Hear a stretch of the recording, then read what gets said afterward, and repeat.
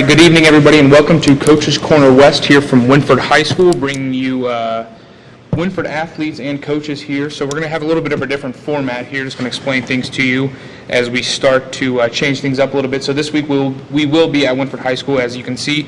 Next week, November 21st, Jared Moore will be at Buckeye Central, and on November 28th, Dan Messerschmidt will be at Bucyrus High School, so we will have a 3-week rotation schedule. So December 5th, I will be back here at Wynford, and around the table I have head coach for Wynford boys basketball coach Mike Smith, assistant varsity coach Nate Smith, and assistant varsity coach Alex Crawl. So thank you very much for coming out tonight, guys.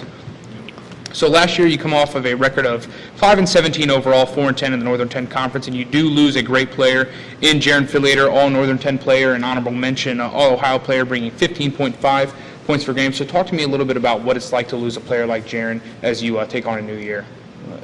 That's very hard to replace, obviously. But we have some young kids right now that are probably going to step in. Hopefully they can, fill that void. Maybe not average 15 individually, but maybe 7, 8, 10, whatever each. Then we're looking at filling those shoes to the best of their ability. It's hard. I get it. And our other 2 seniors we lost last year were pretty decent players too, and James Schieffer and Avery Langendorfer, and they were good kids. Worked hard. Probably will be very successful in life, and that's really the ultimate goal for us as coaches, to see kids move on and have success in life. Yeah, like you mentioned, James bringing 7 points per game, and as well as Avery Langendorfer bringing 2.5 points per game.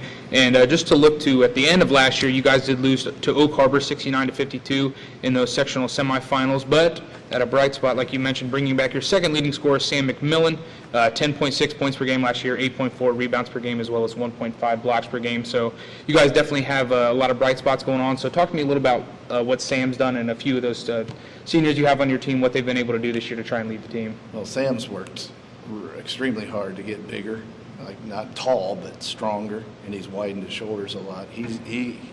I don't know if you can top his rebounding stats from last year. That was incredible as a sophomore. But I think he can probably average more than what he did last year. And he's just hard to box out. He's a very hard player to match up to. Last year he hit a couple threes in games, which I don't know if we really want that to be his mainstay. We want him around the basket. But we play him on the perimeter. We don't really post him up a lot. So it makes it even tougher to box him out from outside. And like we talked about a little bit before, you guys are bringing 20 players this year. So Nate, I'm going to assume you are the JV coach. Talk to me a little bit about what you expect out of the JV team this year. So we got 11 that are for sure going to be playing JV this year. Fortunately, we didn't have enough for a freshman team, but we got 3 freshmen that are going to contribute at the JV level, quality players for us. But we do bring a lot of sophomores and a junior on our JV squad. I think last year we were 14-7. So hopefully the kids that are leaving the JV team are able to bounce up into varsity and fill the void of players that we don't have anymore, and hopefully we're able to just continue that success at the JV level with the players that we do have left. Our freshman team had a pretty successful season last year, and some of those guys are going to continue to play JV this season for us. So we're looking at a pretty solid group. We've looked pretty decent in our first couple of scrimmages, but hopefully that continues up until November 26th here when we take on Monroeville on the road to open it up. So overall, the young guys are putting in a lot of good quality work and showing that they're quality players that we can build on and hopefully make this better than 14-7 for the JV. And obviously, hopefully, those kids that left, again, they improve that varsity record. I think that's their goal from JV to varsity. Kind of my role as a coach is to help those guys transition into that. Obviously, it's a completely different sport, basically, from JV to varsity basketball, as they're going to find out here, and they have in the scrimmages. But we're looking like we should be very competitive at the JV level this season. I'd like to remind you that this show is brought to you in part by Adam Weisner and Associates at Advanced Fiber Technology, Coach Tim Plumley at Mohican Sports Medicine and Rehabilitation, as well as Matt Studer, Spitzer, Chrysler, Dodge, Jeep, Ram, and Kia in Mansfield. And we talk a little bit about what Sam's brings to the table. You do lose Jaron, you do lose James, you do lose Avery, but you do have Kanan Allen and Grant McGuire also. So Kanan Allen, 5.7 points per game last year, and a stat that kind of stood out to me. He shot 69% from the 2 points 2-point field goal percentage last year, so I thought that was pretty impressive, as well as 2.6 rebounds per game, 2.5 assists per game, and Grant McGuire bringing 7 points per game, 4.7 rebounds per game, as well as 4 assists per game. And, Kanan's a pretty lengthy kid. From the games I called last year, a very good defender, and Grant, pretty athletic kid. So what are you expecting out of them this year on the perimeter? Well, we hope, our goal is to shoot more threes this year, because I think that's our strength. With these guys, we got Grant and Kanan. We brought up two of the JV kids, 3 of the JV kids really, that shot pretty well last year, and Ashton Warren, who was our football quarterback, 6'5", lengthy again, and then Drew Johnson and Weston Pringer. And James Renfus and Sean Brindley all came up from the JV team, but they can all shoot threes. And again, that's, we're trying to make that one of our strengths this year. And I know, like Kanan's 2-point field goal percentage, where a lot of his instinctual cuts to the basket and finding him on a backdoor cut, we need him to shoot, 35-40% from 3. Mm-hmm. And just looking at it a little bit before your guys' season, we talked a little bit off air. You have scrimmaged already Fremont St. Joe, Mansfield Christian, and Elgin at the Marion Coliseum. So what have you seen from your guys this year in those scrimmage plays? Well, you do have 2 coming up as well, New Regal on Thursday and Galleon on Monday. We've really emphasized defense, because we were horrible defensively last year. I think we were 3rd from last in the league last year. And again, if we want to make a jump, the kids really want to make a jump to the top. You got to play defense. If you look at the people that have won the conference, their defensive average is low 50 into the 40s. Yeah, Crawford last year led the league in defense, league champ, 40.3 points per game. That's ridiculous. That's hard to do. But our kids really have, I think, bought into the defensive end this year, because I think they see if we defend, finish the possession, we can get out and run. They get some easy buckets. I think we've held all 3 of our scrimmage opponents to 30% shooting or below. So that's really what you're looking for. We haven't given up a whole lot of points in 3 scrimmages. I just think these kids, they just want to play defense. It's just a different mentality we have this year, and I think that's going to benefit us. And just talking a little bit about you want to play defense, you want to emphasize finishing possessions, and just something that kind of stood out to me as well, just the trying to clean up turnovers. You guys had minus 77 in the turnover differential last year. So have you also emphasized that in this offseason of trying to play cleaner basketball, protect the basketball? Yeah, I think we've set our goal for, I think it was 15 or less. Yeah. But you got to realize too, we were trying to run a little faster pace last year. So your turnovers are going to be a little bit up probably just because of the pace of the game. But again, if we take better care of the ball, we defend better, we shoot the ball a little bit better this year, you're looking at maybe 5 to 10 more wins, depending on the situation. But again, all those things have to get better. That's obvious. And just looking at your non-conference this year, you guys do open up, like you mentioned, a season opener at Monroeville on the 11/26, and the next non-conference game is your second game of the year against Hopewell Loudon, a game that I think a lot of people probably in the Wynford area have this one circled, just how last year's game got away from you guys. You also take on Ridgedale, Plymouth, Mansfield, St. Peters, which is kind of like a Wynford rivalry game in terms of basketball. Old Fort, Northmore, and Crestline, who's also been kind of a pebble in our shoe in terms of basketball the past couple of years. So pretty dynamic non-conference schedule. So talk to me a little bit about what you're expecting from these opponents outside the NCAA. Well, it's a lot different.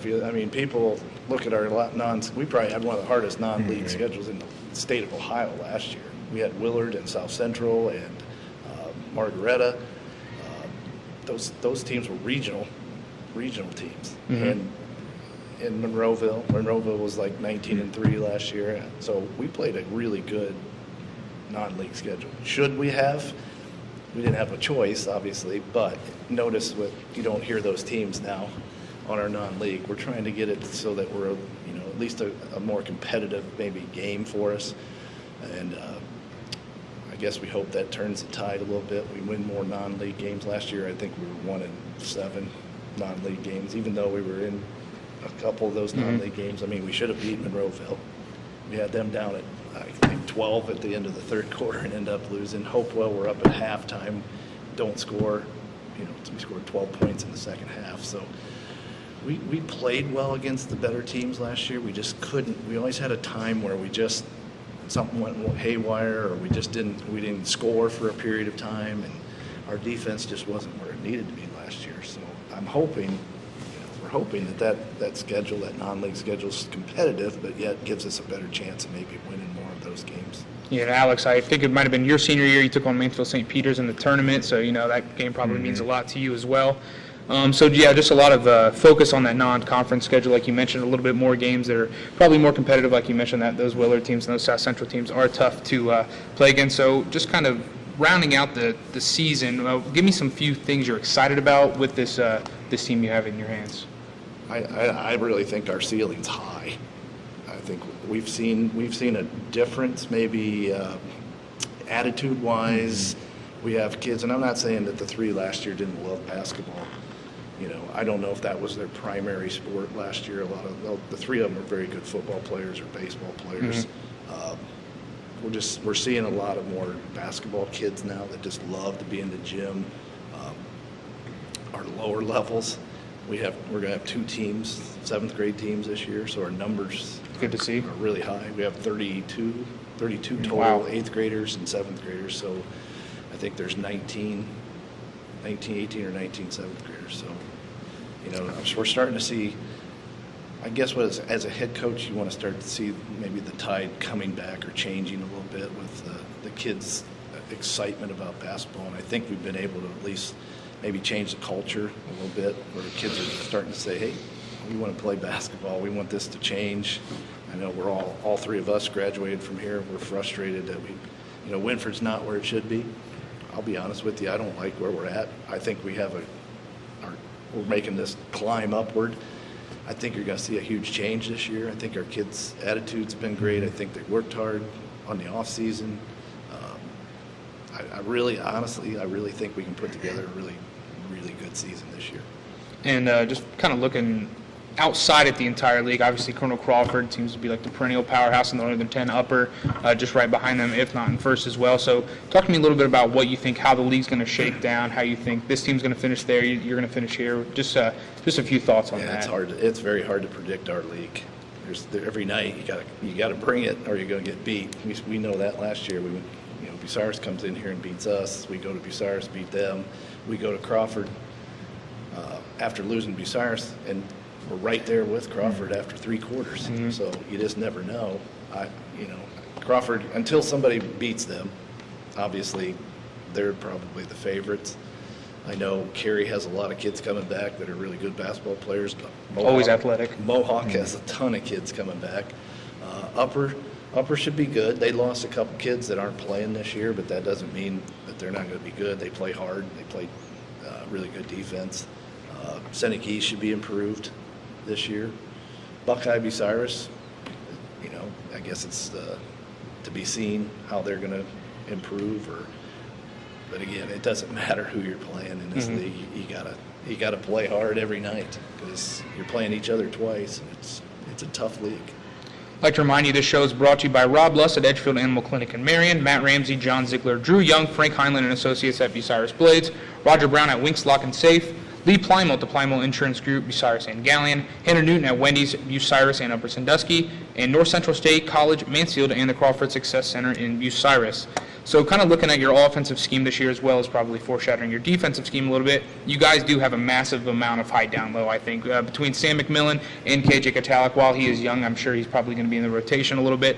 So you talk about defense and trying to force a lot of turnovers. You try to play sound defense. What do you think Sam and KJ could bring down low offensively? Well, that's a tough matchup.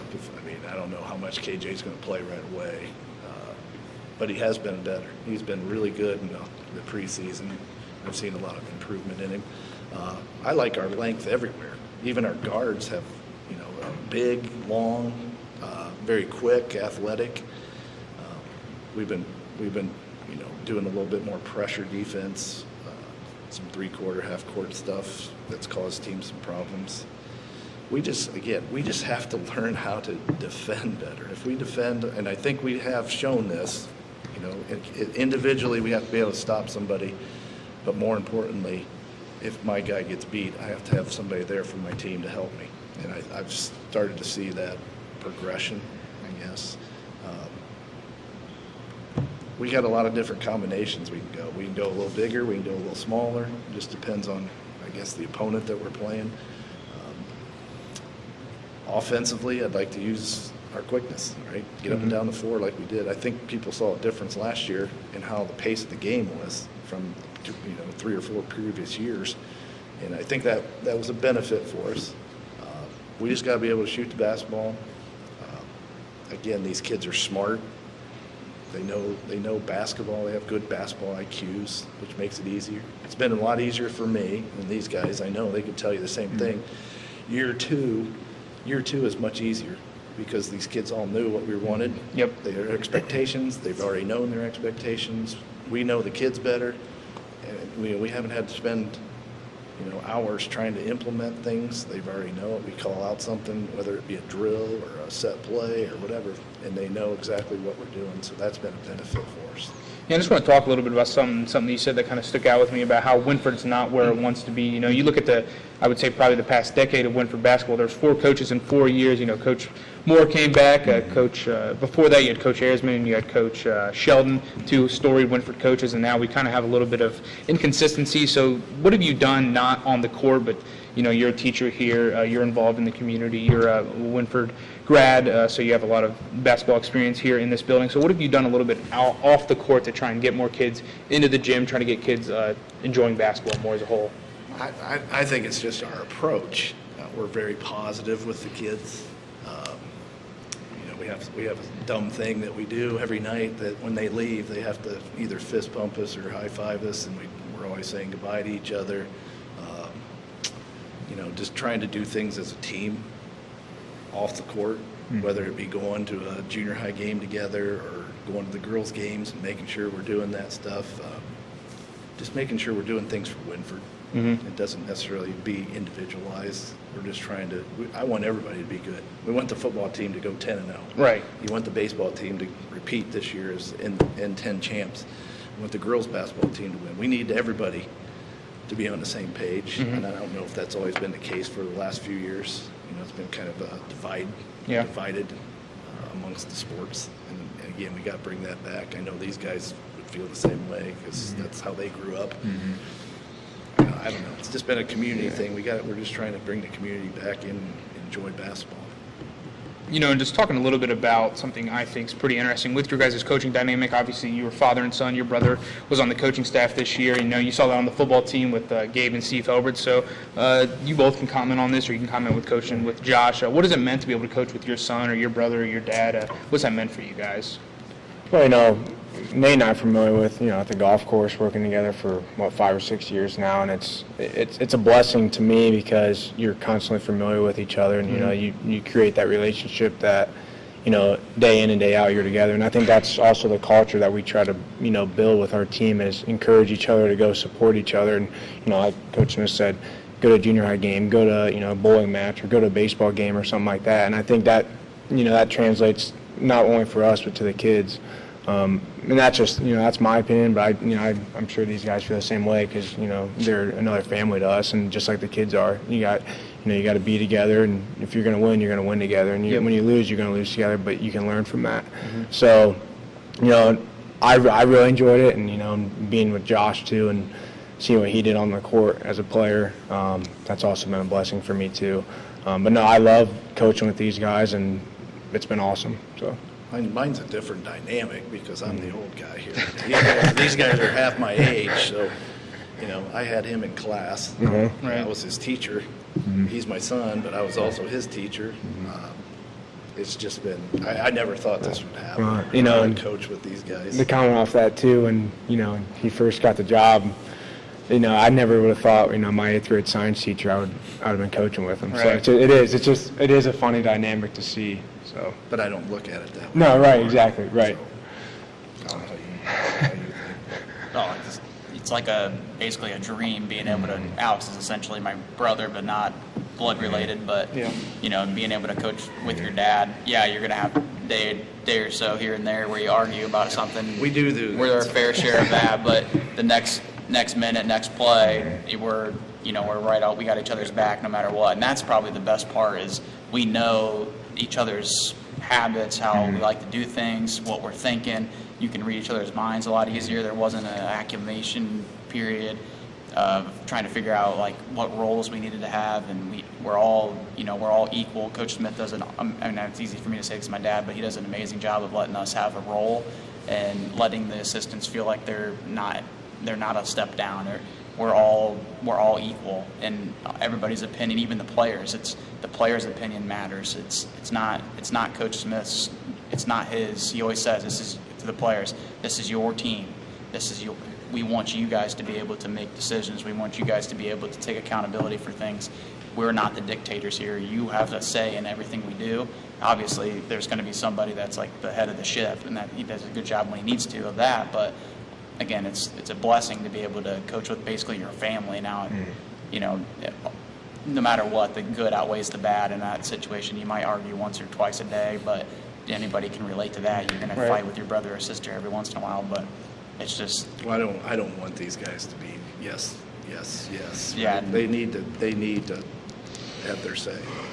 So because they have great ideas. And I think it's really cool that dynamic is a part of this, and we're also at Wynford, which all three of us, this is basically, we bleed blue. It's we haven't had a coaching staff probably ever that's this dedicated to, and it's not a knock on anybody that's ever coached here. We've had some really good coaches that have coached here. You look at the records. I mean, we're school winning percentage is like 68 or 69%, and even with these last decade where there hasn't been too many wins, we finally have a full graduated from Wynford coaching staff. He's the first coach ever to graduate from Wynford, and all that story. You think how crazy that is, with how much success the basketball program has had here, and it's just such a blessing. I'll go back to that word that Alex said as well. It's just something that we don't take for granted at any time, and I wouldn't want to coach with anybody else.